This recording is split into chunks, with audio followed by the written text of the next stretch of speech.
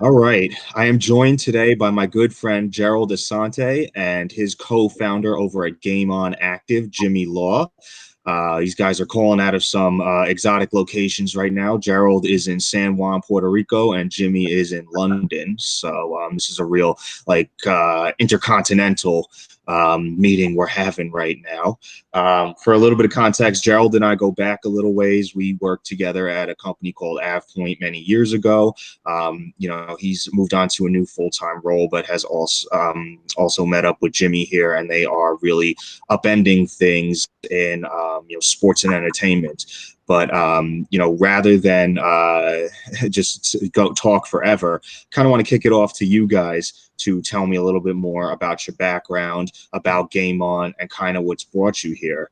Jimmy, since we just met for the first time, maybe I'll start with you because I'm keen to learn more about your background, especially what you're thinking, what your thoughts are around Game On, and yeah, let's just please introduce yourself and tell me all about yourself. Yeah, nice to meet you, Eric. I don't know like how much I should like. I'm a bit older than you guys. I've been around for a bit. But I hadn't noticed. when people ask me what I'm about, I guess I say, I was from Hong Kong originally. I came to the UK when I was 14. Decided to stay. London's wicked. Went ended up going into banking actually because it was fashionable back then, not so fashionable anymore. Did investment banking for a couple of years, did some derivatives trading for a couple of years on the trading floor. And then Lehman hit. Lost my job, did a second degree in mathematical finance, and I had a stint in consulting. And I ended up, I've always wanted to form companies. I've had quite a few attempts before GameOn. But maybe around 2014, 2015, I was sort of like toiling away at Ernst & Young. I'm sure you guys know what that company is. And I just decided that there's a big problem that needs solving when it comes to sports. It's something that is quite personal. Maybe we'll go into that a little bit in a second, but I decided that that's a problem that's worth solving. I've started to basically code up the app, start working on it, quit my job after a little while, and just decided to pursue it full time. But although I say that, it's not exactly linear because while I was doing that, Gerald and I have been testing out the product, trying to iterate it to try and see what works and what doesn't. Money becomes an issue inevitably. So I ended up getting a job, like a data science gig, because data science is all the sort of vibe right now. So I'm now actually a lead data scientist at a company called DAZN. I think you folks in the US would know us better than us in the UK. We're basically like Netflix for sports. And so at the moment, I'm sort of like part-time working at DAZN and majority of my time working on building out GameOn, just basically getting ready for the pandemic to finish up and lockdowns to be lifted. I don't think that was a very good summary and intro of me, but that would do. It was definitely very illuminating. I appreciate you telling me more about your background. It's interesting you mentioned COVID. I definitely want to come back to that and how that's kind of impacted you guys. So definitely hold that thought. But real quick, I want to pivot to allow Gerald, the chance to introduce himself, tell us about his background, kind of your thoughts and what brought you to Game On, and also how you maybe tell us about how you got to know Jimmy and how you guys got connected. Yeah, sure. I grew up in Brooklyn and went to Fordham University for college. And my first job was actually at that point where I met Eric. And, we we made some great friends there. It wasn't a great experience at that, at that time. But it was actually, I actually enjoyed that first job because it was challenging at times. And I think that those lessons are guiding me today in terms of how I make decisions and things like that. So I definitely appreciate that experience. From that point, I got a couple of other jobs, and then I finally landed at Russ Reynolds. Got a full-time gig there, like 2015, and I've been there for a while. And in 2017, I did a sort of a sabbatical in London, in our London office, and that's where I was there for. So I was there for a couple of months, and that's kind of where I met Jimmy in that process. So it's actually an interesting story because I was getting a haircut, and the whole week I'd been thinking about playing basketball and finding a place to play. I did a lot of Google searches, couldn't find anything, and so I finished getting a haircut. I was walking down the street, and I see Jimmy and a couple of friends just with basketball, walking to the train, and I rushed to them, and I asked them, like, "Hey guys, where do you normally play?" And they were like, "Oh, we play down the street." Jimmy hands me this card, which is and says, "Hey, you should sign up on this website." So I take the card, I go home, I check out the website. It's basically sort of a beta version of the app. It was a web app version of it, of the GameOn app. And so I really, I at that point I was like, man, this is really dope. This is something I've been thinking about all week about, just in the UK, that it's so hard to find basketball games and sometimes even just any games in general, unless you have friends who are already doing it. I go to the game the following week, and I basically go there with a prototype of what GameOn could be, or GameOn app could be, essentially. And I showed Jimmy. I was like, "Hey, Jimmy, I got something to show you after the game." And I showed it to him, and he's kind of blown away. And he's like, "Bro, like, we should talk." And that's kind of how we connected, really. I mean, we started talking, we started working together, and we've been working together for almost 4 years now, I think. And it's been a journey, man. It's been a grind, and it's also very gratifying to see some of the impact that we're making in the users that use our product. I think it's been really exciting seeing some of the things like we've made amazing connections, and we see it. One of our early founders that was working with us early on met his girlfriend through the app. So that's amazing. Oh, wow. Story, yeah. So those are the connections that we want to scale out to the rest of the world, because we think that these connections are things that really build communities, man. And I think we can make a greater impact that way. Yeah, see, that's why I ask these questions, because I love to hear those stories. And that's why I do this, because there are so many fascinating stories like that. It's not, business isn't really just a bunch of suits sitting around, being bean counters and just, looking over charts and stuff. I mean, that's a big part of it, but so much of it, like the origins of it, are made in some tech entrepreneur's garage or on the basketball court, after getting a haircut. And, that's just, and then there are other kind of tangential stories, like your co-founder meeting his girlfriend. So like that's exactly why I asked that, because I love hearing about that sort of thing so much. So really what I kind of want to hear you guys talk about, just in your own words. I mean, I know what GameOn Active is, right? It's an app for basically, get at least at the most basic, and I'm oversimplifying here. It's to like find pickup basketball games and stuff like that. At least that's where it kind of started. So maybe you guys can tell me more about, what your vision is for the app, and the value it's supposed to bring to your users. Jimmy, you want to go? Yeah, maybe like let me start. I think like we're mostly aligned. Well, we should be, because we're supposed to be building this company together. If you look at like the vision of it is that the sort of overriding sort of feeling is that like I said, I alluded to this a little bit earlier. When I was working in investment banking, my God, I was working 18, sometimes 20 hours days. I don't get home at 2 a.m. All my weekends are gone. And at one point, I think my health really suffered from it. And the one thing that I love basketball. Like basically, before moving to the UK, I just made it to my school basketball team, and that's where all my friends were. Literally, we'll be at home on the weekend watching, Shaq and Pippen and the greats play, and then during the day, we'll be playing, rain or shine. We'll be on the court, we'll be playing. And age with half of that, I was meant to come over and study in the UK. The UK wasn't that big on basketball, so I kind of lost that connection, if you would, to the sport that I loved.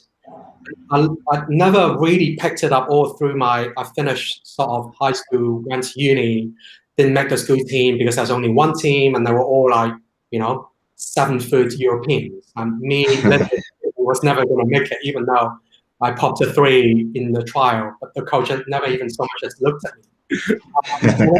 I was really low. I was working really hard. I was feeling really unhealthy.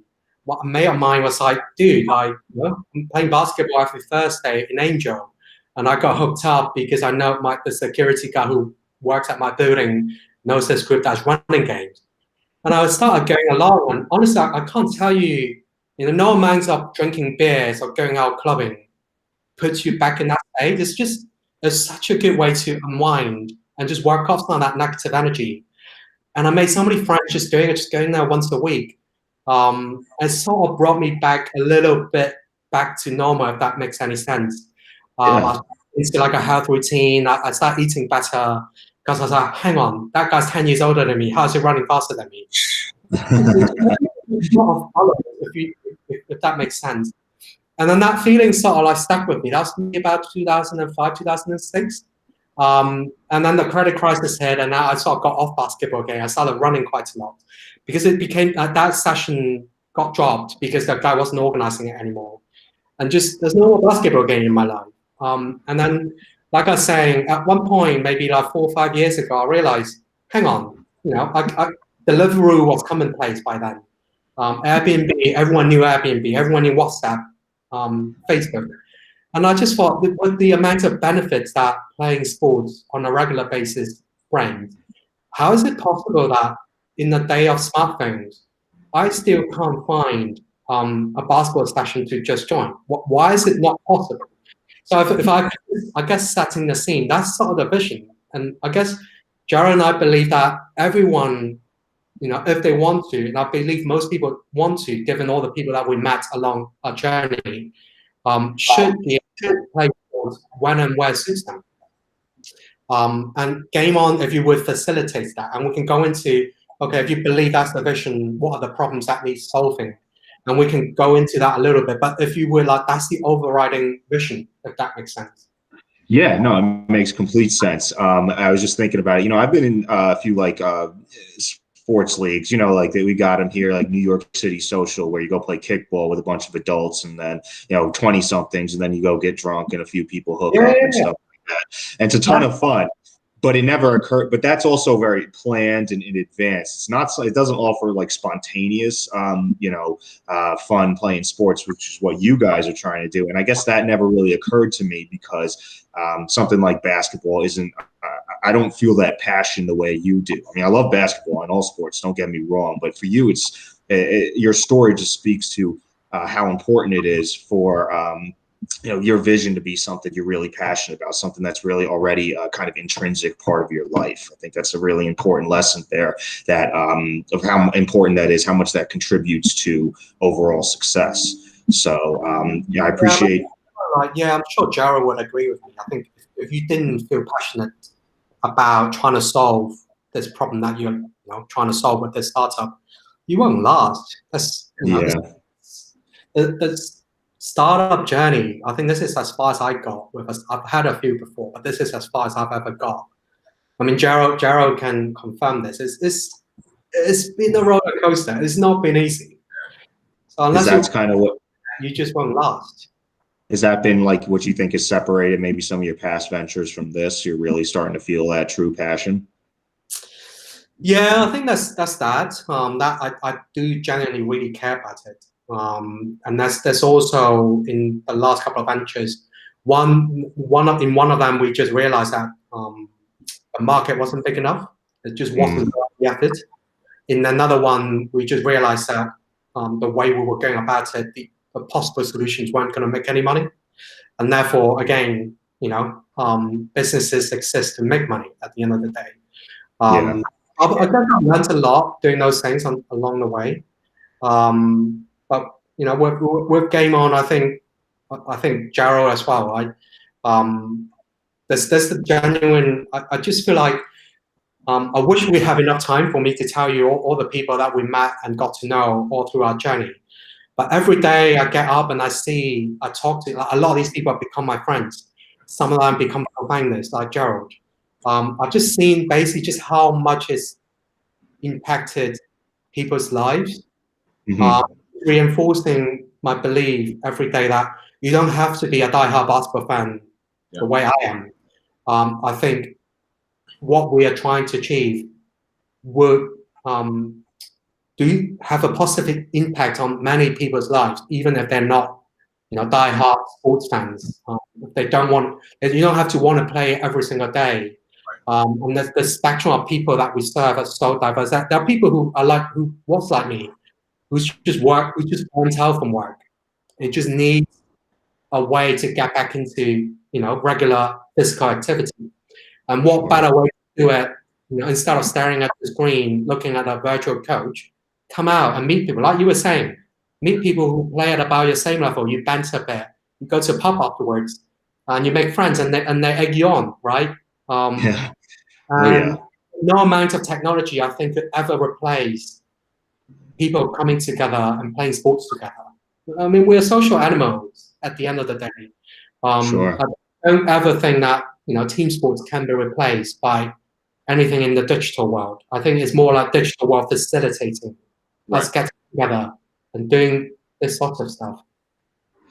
I mean, that's excellent points. I mean, it's technology at the end of the day, from your perspective, you're enabling that regular social interaction that we crave, that we need as people through something, a team sport or activity like basketball. That's an excellent point. Gerald, I'd like to kick it over to you for a second to kind of get your perspective on the same question. Just, if you have anything you want to add around your vision for it, you want to bring to your users and customers. Yeah, absolutely. And I think to add on to what Jimmy was saying, it's like first obviously we want to increase participation in sports, right?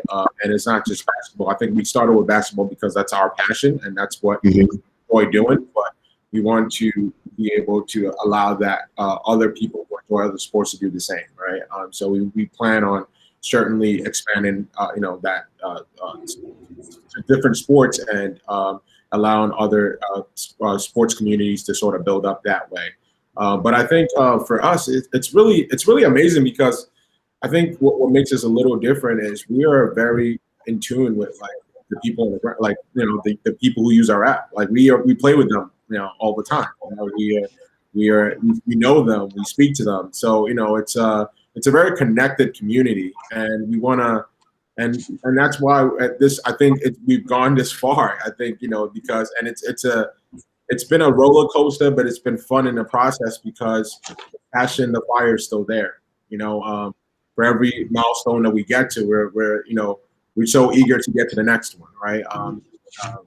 And so I think we want to be able to build a larger community in the UK, around the globe, and allow GameOn Active to be sort of that basketball app or just a sports app that everyone goes to get that warm introduction to sports. And that's you don't have to be an avid sports fan. You don't have to be a pro. You can just be an everyday person. There's no commitment. It's not you don't have to join a league, right? You can just go on an app, find something that you like to do, some like sports activity that you like to partake in, and go play. It's really that simple. And I think what Jimmy said was what we're doing is just facilitating something that just naturally happens, right, in our daily life. So we're just basically digitizing that and allowing that app to facilitate that process. Yeah, you made a lot of interesting points there. I kind of want to, I guess, paraphrase or share my own thoughts on because I think they're really valuable. I mean, one, you talk about, you play with your users, right? You guys aren't some CEOs on a hill, again, bean counters and suits, right? You guys are on the courts playing with people. And naturally, as this scales up and gains a bunch of users in different places, you're not going to play with everybody. But in the early stages of your business, I think that's some very important activity. It's not a scalable thing to do, but it gets a lot of that early momentum. A story I like to come back to was Airbnb. In the early days, they went out to locations and they took pictures to put on, the advertisements on the website for people to come. Obviously, they couldn't keep doing that after a while, but it gained them a lot of early momentum and early success that snowballed into that bigger success. And that's kind of what I see you guys doing here, or what's happening with you when you say you're playing ball with everybody. Jimmy, I think you were about to say something. Did you want to add a thought? All right. And when I first started this, even before Matt Gerald, I certainly have read up on how Airbnb started, as you said. And you probably know this as well. When Uber first started, they basically just paid a bunch of drivers to drive around just so that when people download the app, they see that, oh, there are actually drivers who I can hire. Yeah. A lot of these apps, at the beginning, you sort of have to seed it with a little bit of supply, just so that you do your digital marketing and you get the demand coming through. You're not wasting people's time. That actually, there is something that is here for you. And yeah, I mean, Gerald and I did that a lot. When we went out and we started the first maybe 2 to 3 sessions we hosted ourselves. I think when other people, especially some of these people who started becoming regulars, saw what you could do with the app, and once it's actually operational, basically it's full every week, and you actually make money playing games. We didn't set out to make money organizing basketball runs, but we ended up making money doing it. And so then people started to peel off, and they started to be like, oh, can I run my own session closer to where I live? And I've got a couple of mates, at work. We'd rather play over there with my own workmates after work. Can we use the app? And that's kind of how it started to grow. And we now, I'd say, maybe we only have to organize maybe 25%, 40% of our runs, depending on which week you're talking about now. And certainly, we've got a waiting list of about 80 organizers just waiting to start more games. Yeah. And that's when Gerald and I realized, hang on, there's another problem that needs solving. Right? We've solved the first problem, which is that if you are so lucky that you have access to a football pitch or basketball court, and you have some sort of application, it could be WhatsApp, it could be Facebook, or Meetup, so that you find enough players coming.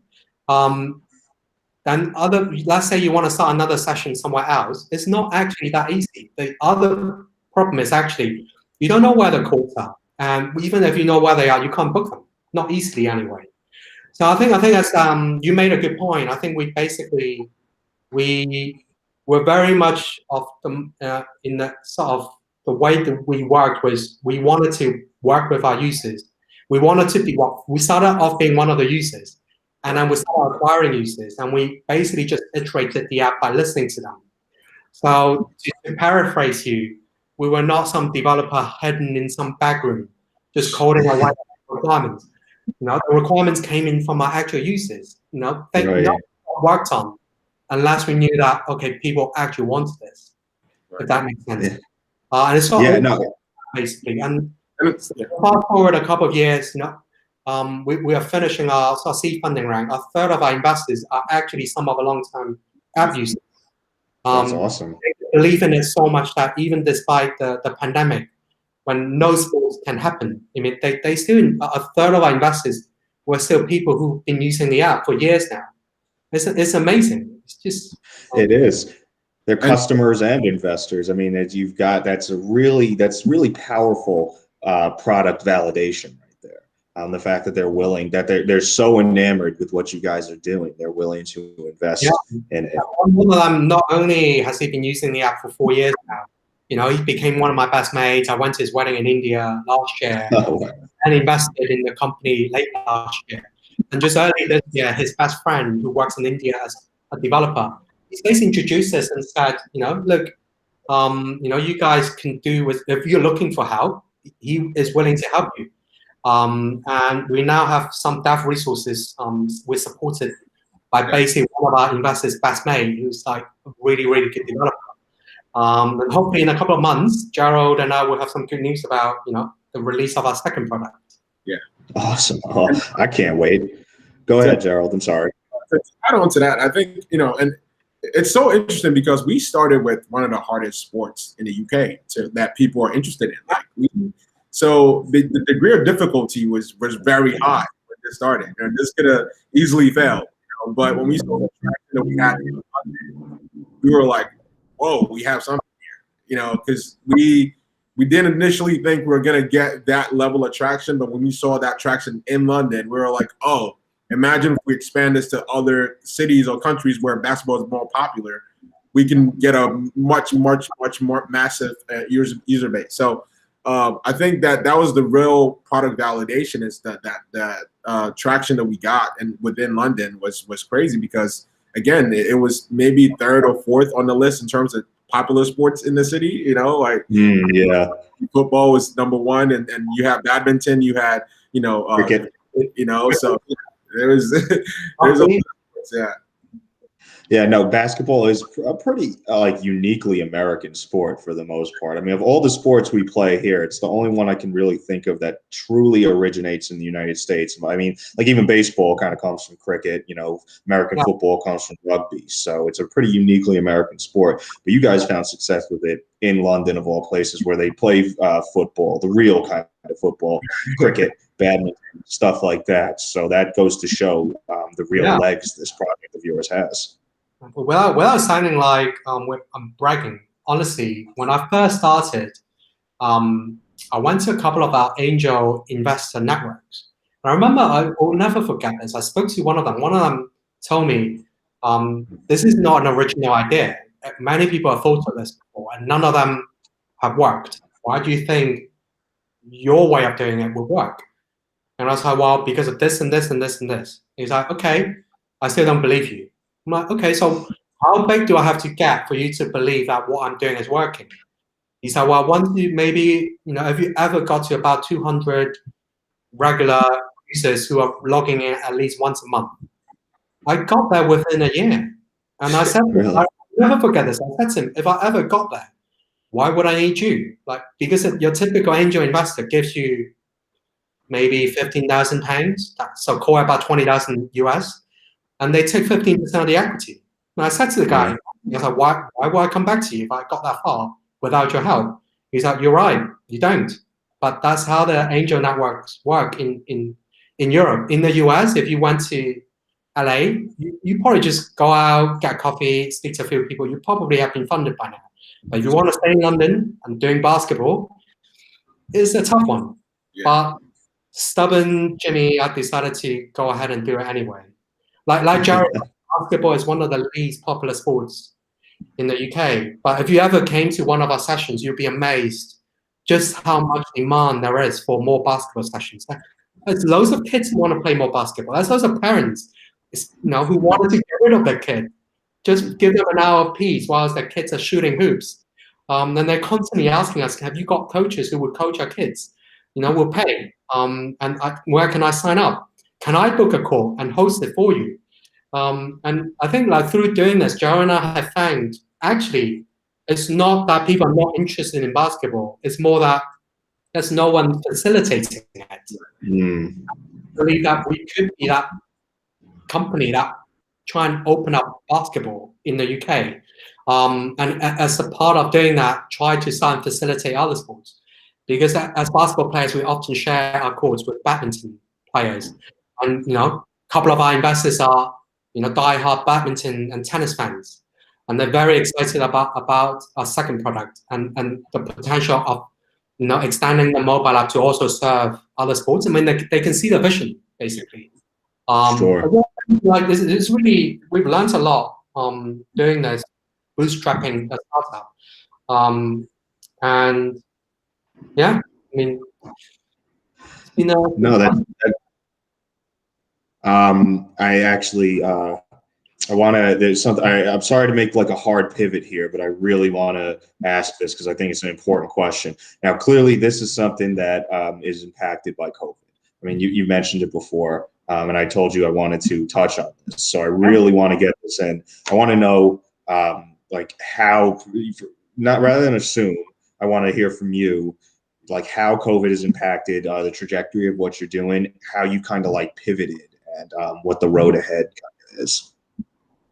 Yeah, I mean, Gerald, again, I feel like I'm not doing all the talking. Yeah. Maybe. Yeah. You're nice. You let me take all the limelight. But, yeah, okay. I mean, I think in a nutshell, COVID basically could have killed us because obviously no sports can happen. Right.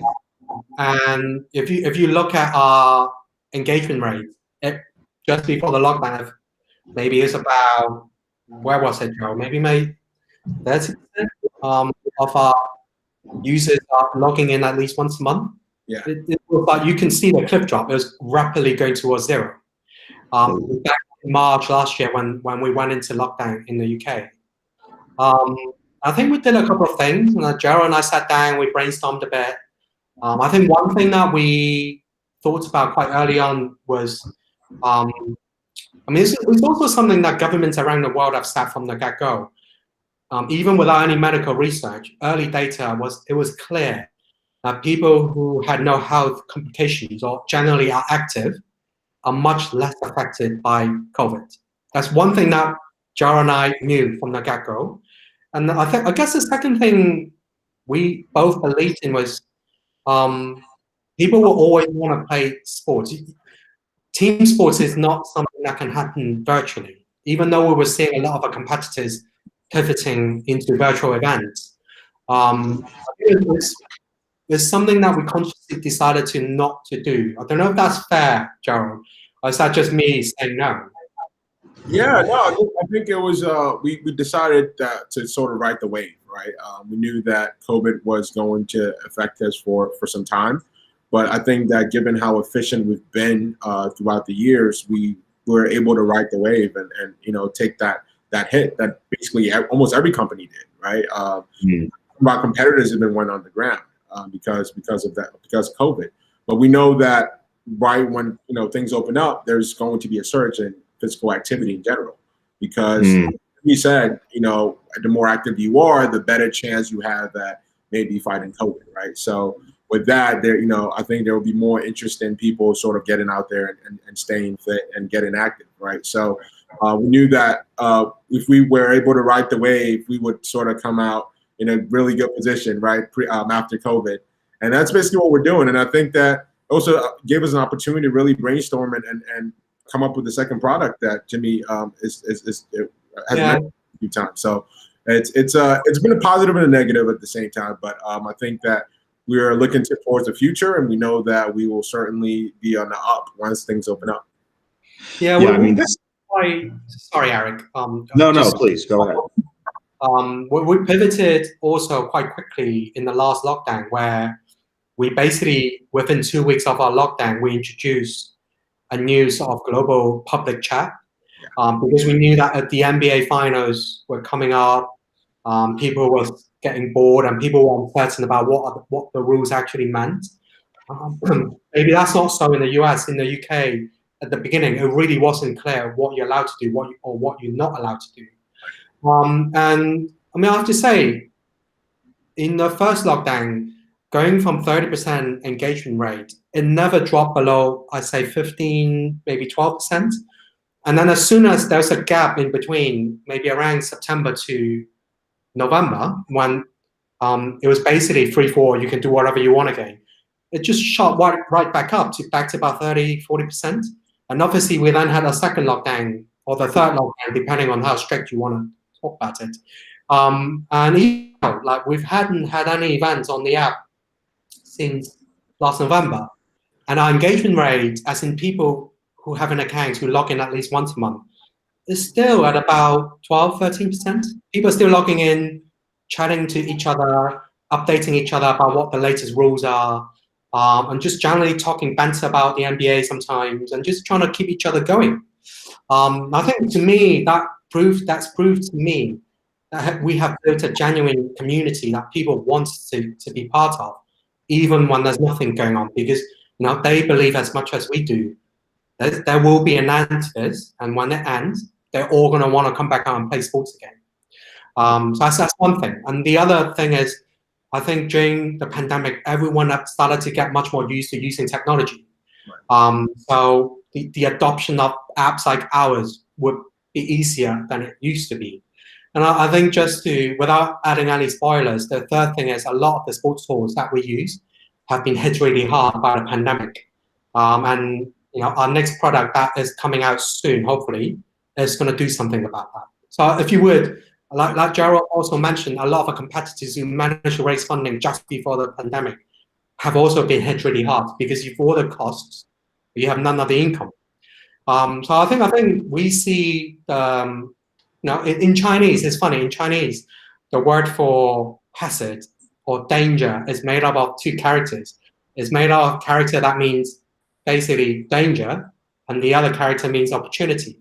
So in a way, a really twisted way, the Chinese has always told us that whenever there's like, a horrible situation, there's danger and there's also opportunity. I think we would like to see it as an opportunity to really get ahead of everybody and really try and make a dent in trying to solve the problem we're trying to solve. And just to quickly add to that, in terms of COVID itself, so one of the features we did right before the second lockdown, when we still had events, we did a sort of a slight contact tracing. We introduced a contact tracing feature that was able to, so we knew exactly who came to these games, and we knew all their information. So if, let's say, someone had COVID in that process, we would be able to kind of contact everyone else who was in that game to maybe start quarantining, right? So this is something that we can even take forward post-COVID, right? To make sure that people are coming to the game safe and they're sort of being safe out there. So, yeah. That's a brilliant pivot. I mean, I don't think I ever would have thought of something like that, but it goes to show just what an important force for, I guess, for lack of a better way to put it, just to say really simply, like a force for good business can be. I mean, you guys were adding, something to the overall, solution for this ongoing pandemic we're having. And I think, Jimmy, back to what you were saying, about finding opportunity. What theme I'm kind of picking up on, when you guys are very forward thinking, right? You're thinking about, what are the opportunities, in this danger, right? Or just the other future opportunities in general, like other sports you're going to add. And I feel like that comes from a place of profound, like, empathy. You guys really are good at putting yourselves in the shoes of your user base. So you knew right from the get-go, this wasn't just a basketball thing. This was an overall sports connectivity. It's not, it's really social interactivity kind of platform. And, you continued to foster that through the lockdown with this almost like social media function, I'd say, of connecting people to speak about basketball on the finals. So I think, it's important to highlight that empathy is definitely an important part of getting through the struggling times, of planning for the future, and ultimately being successful. Yeah. I like what you said there. It's like that social media component to that, right? And that's exactly what we are. We're not only are we sort of facilitating this, people staying active, we're also building this sort of massive social media, sports social media, platform that will hopefully at some point can scale out to the rest of the world and allow these sort of small pockets of communities or sports communities all throughout the world, right? So. And, we have, like Jimmy said, we have a chat feature. We're going to introduce a lot more features. And even, we're going to have a lot more social features that's going to keep people engaged, even when there aren't games, right? So I like how you mentioned social media features, because that's exactly what we are. We're sort of a social media sports platform, if anything. Yeah. Yeah, you got to think about where the real value is beneath the obvious features, right? So a company isn't always what it appears to be. I was watching that movie, The Founder, last night, about Ray Kroc, who was the guy that made McDonald's what it is. What most people don't realize is McDonald's is as much like a real estate leasing company as it is food, right? They make a lot of their money leasing land to franchisees. So it's not just a food and beverage company, it's a real estate company. And you guys aren't just like a sports company, it's really a social interactivity and social media company, as much as it is at least a sports company. So, all right, I want to pivot to something maybe a little more personal here now, because I know there's significant challenges to being an entrepreneur, and putting aside once in 100-year thing like COVID, just for you guys personally, like what do you consider challenging about I've heard people say things like it's self-doubt or concern over the future and stuff like that. So what do you guys think about that makes it really challenging, and I guess how do you cope with that? Maybe Gerald, will start with you. It looks like you've got kind of an answer on the tip of your tongue.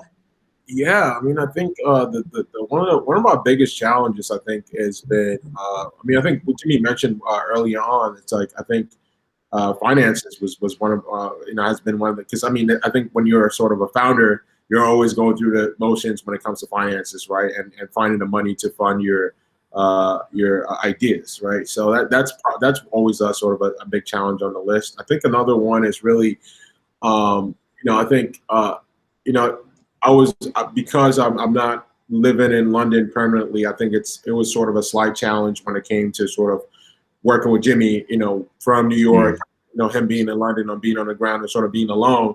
So a lot of times you sort of took on that on ground, massive load, right? When I wasn't sort of, because I'm not there to sort of support him on ground. So I think that's one big challenge that we've sort of encountered, and I think that's something that we're certainly hoping to overcome, going forward in the future. Yeah, but I'll maybe touch on a few other challenges that.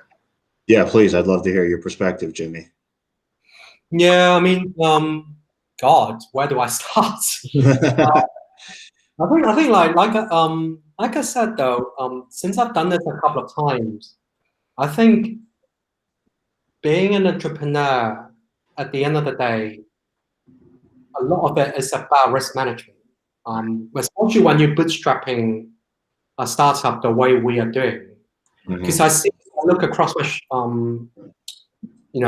shoulder, and I see there's certainly one way of building a startup, which is, you write a pitch deck and you join a lot of meetups and you show them the top of the hill about your idea. And that's worked for a lot of people, and you are able to raise funding doing that. And that means you can hire a team and who would do stuff. But we took a different approach, really. I think we believe that the only way you can really validate what you're trying to do is by being really rolling your sleeves up, building your product, talking to your users, learning from them, iterating. We certainly we took no shortcuts. And I think doing it that way meant that my personal sort of financial situation was always a worry. I mentioned earlier, I mitigated that somewhat by basically picking up either contract roles or currently full-time, part-time role as a data scientist. And then you start to see this dynamic, right, where my brain is sort of like being torn two ways every single day. That's the requirement of my day job, and then there's what I really want to do, which is build GameOn. And there's never enough time of the day to do everything. Right. I think, at least in GameOn specifically, through the last 4 years, I think personally, maybe that's what I struggled with the most, like balancing. Because I think on the other hand, if I went all in and just said, I'm just going to quit my job, have no income, and just bang on the doors for 4 years and build whatever needs building and talk to whoever I need to talk to, sure. But what if, I came from finance, and there's a famous saying in finance: the market can be irrational longer than you can be liquid or solvent. Yeah, I've heard that. Right, so can I last long enough? Would I be ready when someone knocks on the door and say, I want to fund you, I think you've got the right idea? We need to be ready for that. So it's been a lot in my mind, at least me personally, it's been a lot of, going as hard as I dare on GameOn, learning as much as I can, and doing as much as I can, while sort of not jeopardizing my finances so much that there will realistically be a day when I just have to say, Joe, sorry, can't do this anymore. I never wanted that day to happen. Yeah. I think for me, just specifically with my journey in the last 4 years, I think personally that's what I struggled with the most. Yeah. That's very relatable for sure. I think, and I can second that too as well. I think, like Jimmy said, juggling your day job, with GameOn is a huge struggle. I think when you have requirements from, your day job that, you have to keep the lights on, right? We can't, I think the way we're doing it, we're like Jimmy said, we're also assessing the risk, right? We aren't going full on in, right? Some founders raise money early on for an idea and then go full on in. We're sort of bootstrapping it, sort of part-time basis. So with that, we have sort of like the juggling basically 2 jobs at the same time. And that is certainly a challenge. Has been a challenge over the last few years, but yeah. I mean, the simple fact of the matter is there's only 24 hours in the day, and you can't make any more hours out of it, and obviously going back to Jimmy, what you said, you would never want there to be a day where it's like, I can't keep doing this, whatever, I need money or whatever. I mean, that's of course a profound fear. And as much as we like to talk about entrepreneurship being about passion and doing something you love, money does matter. You can't ever forget about that. You do got to eat and all that. So, I mean, those are very, very relatable concerns. But I mean, by all accounts, you guys are managing them very well, which is, I mean, and I ask about this because everyone's going to have them or something like that. So it's important for you guys to tell your perspective, so anyone listening can hopefully internalize that and use it to overcome similar challenges and obstacles as well. Guys, I really just want to, one last thing I really want to hit on, since this is meant to help educate aspiring and current entrepreneurs, I really want to hear, what do you think, what is some of the most important advice you have for anyone who really wants to make their dream, their passion, a reality through entrepreneurship? I guess I'll go first. Yeah, I guess I'll go first, and then I'll let Jimmy give his point. But I think first, I think if you have an idea, I think you should certainly, if you can, you should try it out, test it out in the market, see what the traction is, and then basically go full on it, right? I think it's very important to sort of assess the product market fit, right? To make sure that it has a market and is a good product for a good segment of the market. So I think that's very important, and I think yours should know that going that entrepreneurial route comes with a lot of struggles. Having the right team, having finances, like we just mentioned. These are all things that can really derail a startup. So I think that just be cognizant of that and know that it's going to be a roller coaster. But if you have the right product and the right idea, the sky's the limit. To be honest, yeah. Yeah, no, it's a great point, Jimmy. Right before you give me your answer, though, that's something I kind of learned early on that wasn't the most intuitive thing. Like I looked at some courses on Y Combinator, and they're all like, don't just start building and it's like Field of Dreams and expect it to come or whatever just because you built it, right? I mean, so many startups fail. One of the biggest reasons they fail is these oftentimes brilliant founders have an idea in their head and they're so convinced it's perfect because it's something they envision being valuable, but they haven't gone out and actually talked to people to see that it's valuable or to learn ways they may need to tweak it in order to make it valuable. And then they spend all this time, all this money building something, and it's a total flop. So it's a very important point you made, Gerald. Appreciate you, articulating that. So yeah, Jimmy, sorry. Please let me kick it over to you. I'd love to hear yours. I echo all three of Gerald's points. First of all, one is that if you've got an idea, Elon Musk said this as well, right? The opportunity cost of trying something these days is so ridiculously low that if there's an idea that you really believe in, try it out. It doesn't really cost that much. It just takes a bit. Secondly, it's about the team. However much tech we will ever get, businesses are made up of people. Gerald mentioned this earlier. Even though he's not in London, I passionately believe that he's the right guy to be co-founder with me in this business, and it's worked out fantastically. I mean, the amount of stuff, the amount of exposure Gerald's got us in our social media platforms, it's been amazing, given how little money we spent on it. And the third bit, again, Gerald mentioned that, and I mentioned that earlier as well, is to risk manage. Make sure that you're not giving up everything else, in your life to pursue just this one thing. I mean, we've all got family, right? Some of us have got girlfriends. Some of the entrepreneurs I know have kids, right? There's never, you will never be in the situation where your startup is the only thing you're doing. There are other things you have to worry about. Your finances, your friends, and your family. They're all important things. It's, especially for me. I realized I would never have got this far if I didn't have the support of my family and my closest friends. And that's one thing that I've learned from my earlier startup when I just went headlong and just forgot about everything else. That doesn't work. And the last thing I'll add, in terms of advice, or other founders, this when I first started this, there will always be people. It's like pitching. Imagine you're pitching in Shark Tank or Dragon's Den. There will always be somebody who doesn't buy it, however hard you sell folded. And especially with a startup, you're by definition you're doing something that no one's managed to do before. So there will always be people who, however hard you try to sell them the dream, they just won't buy it. And I certainly have had my fair share. Even some of my closest friends have told me, and they told me straight up, I don't think this is going to work. This won't scale. And I took it really hard. And then, but Sure. I thought about it for some time. And I'm telling you, these are some of my closest friends.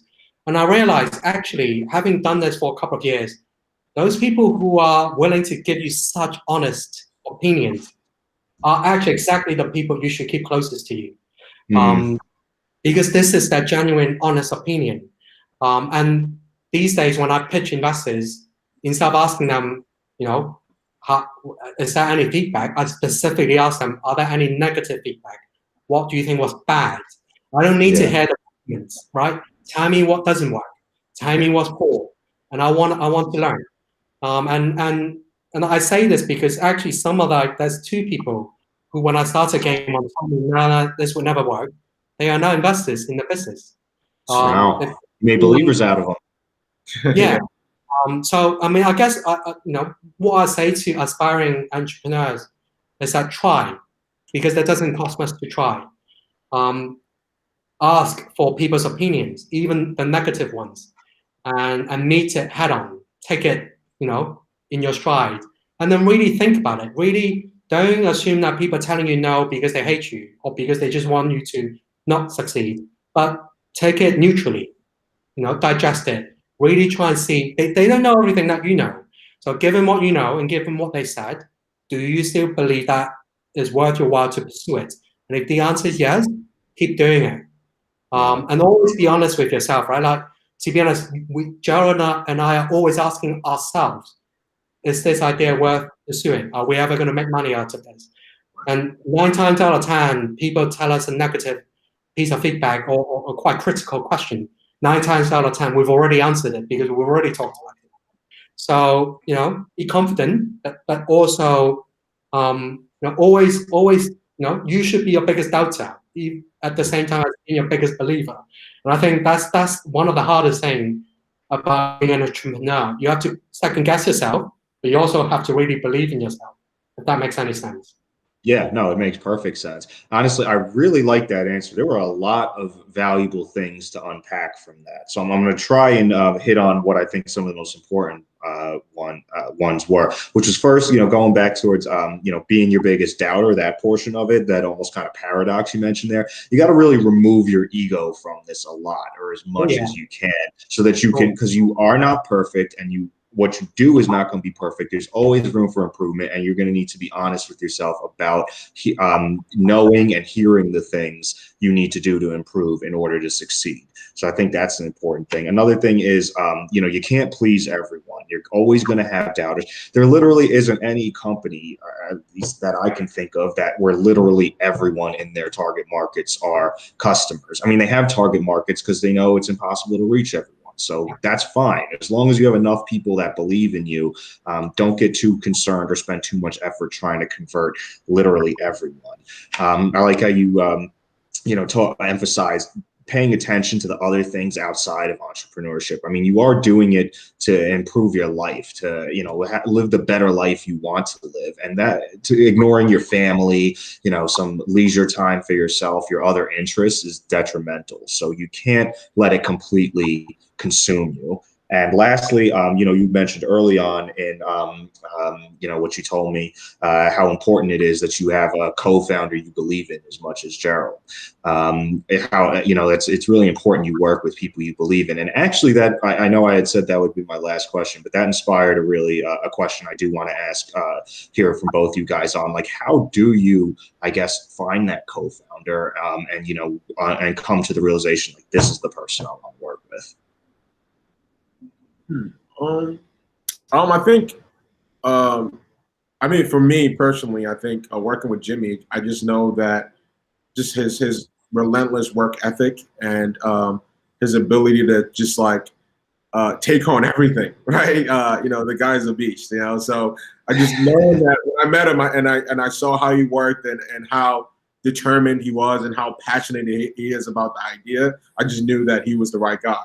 And so it was really, the next thing was really just finding a balance to see how we can work together, right, for the long term. And and I'm sure we've had arguments countless times and whatnot, but we always find a way to compromise and find the right solution. So I would say that's, from my personal experience, that's it. Like, just meeting him, meeting his work ethic, his passion about the idea and the product and about the team, and where his vision for the product was really everything that I was sold on. So I was sold, and I knew he was the right guy. So I'll let Jimmy give his. Yeah, please. I mean, if I had time, this would take me off a tangent into what I think about how big companies. I work for many very, very big companies, investment banks, consultancies, and so on. And one thing that I've always found when I worked in a big company was, for some reason, innovation is really hard to do in a big company. Sometimes it's because of politics. Sometimes it's because of vested interests. Sometimes it's because of differing priorities. And I think when I worked in the biggest companies, what gave me the biggest buzz were not necessarily people who are, if I was working on a tech project, they're not necessarily the best developers. When I worked in mathematical finance, they're not necessarily the people who got PhDs. Those are not necessarily the highest achievers from my own personal experience. I think what made teams are really good at working together, and there's no ego. And everyone rolled their sleeves up, and everyone believed in a single vision. And that when you can get that sort of people together who are willing to roll their sleeves up, who are willing to learn whatever they had to learn to do what they need to do, and not come up and say, I'm a PhD in this, therefore I don't do that stuff. I only do this. That's not what you want in a startup founding team. Like, you want the people who believe in the project, who are good learners, who are good team players. If you can get that sort of setup, that sort of environment, and couple that with, especially because we're a tech company, what modern cloud technologies allow you to do with very, very little cost, you can do amazing things. You can really do really amazing things. You can really make a difference. And I guess I look for that in co-founders. And we've had a few. A few have come and gone. And I mean, Joe and I are still together. Like you said, we've argued, we've debated, fought. But we're still together, and we still both believe in the project, and we're still working really hard at it. And I think when you find the right team, you will survive those arguments. You will survive the late nights. You will survive, spending 2 months on doing something and then realizing that actually that won't work. You survive. I guess that's what I look for personally. If I'm forming a startup, those are the sort of qualities I look for. Gotcha. Okay. So it's not always about, always being in harmony, but, sticking together and believing in each other, despite the times where things aren't harmonious. That's awesome. Guys, I think you have a really great story, and I'm really grateful you took the time to share it with me. I'm looking forward to seeing what you guys do, and maybe, circling back in, I don't know, a year or so, doing like a then and a now, seeing everything you've accomplished. And once I get, my arm stuck, and, maybe I'll get out there, use the app, and, maybe shed some of this COVID weight. Yeah, we have to come to London together. We'll go grab a beer. That'd be great. Yeah, I love London. It's so much fun. So I'd love that for sure. All right, guys. Thanks again. Thank you, Eric, and we appreciate you having us, man. This was great conversation. Thank you for having us, Eric. It's been a joy talking to you about GameOn. Absolutely. I'm glad you guys had a good time. All right, man. Cool. Have a good night. Next time. London, at least.